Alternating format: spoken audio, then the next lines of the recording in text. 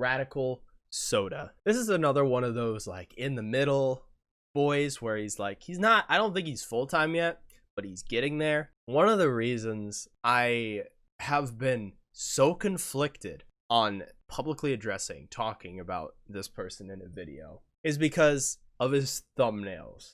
Now, his videos, really good, really high quality. He's a pretty funny guy. He's very analytical, but he also does like this cool animated style on occasion. The one reason why I didn't want to make a video on this guy, even though his videos are like really good, are his thumbnails. Some of his thumbnails are like suggestive, and it's like great. And so that literally because of that reason, it's stopped me from making like a gems of the internet on this guy. I think this guy, what he does is really good. I think his reviews are amazing. They're really long, but they're like also like really informative and really like comedic.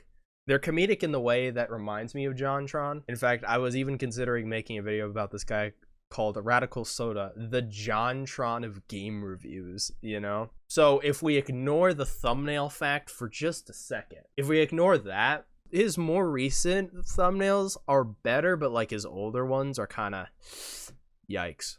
So if we can look past that for just a tiny second, right? His videos are really good. The genre is like comedic game reviews. In a sense, like the whole point isn't to be comedic. The whole point is to like review these like older games like Sonic Unleashed, Harry Potter and the Chamber of Secrets, Looney Tunes for the PS2. He's also done like Pokemon Sword and Shield, which are like his big reviews, but like he mostly focuses on like these smaller type games, or not the smaller type, the like older type games. We'll just say games in general though. How did I find it? I found it because I think it got recommended to me. But dude, once I discovered this guy, I binged watched his videos, and then like I literally started like researching and writing about him. But then I'm like, oh, his thumbnails are kind of not really for my audience. Yikes. Again, if we look past that, please, his videos are actually really good. Basically, I was scared of making a video on this because I don't want people to go to his channel from my channel and be like, oh, his thumbnails are too suggestive, I'm gonna leave.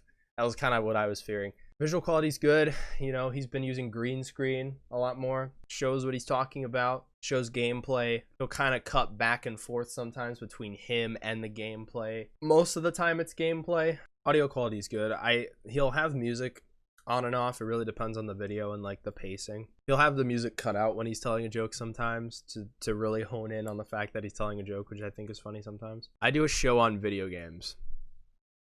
Purpose of the content, entertaining, reviewing older games or games in general. He's really good at like going through the entirety of something and giving like an actual review on all of it, which I do think is good.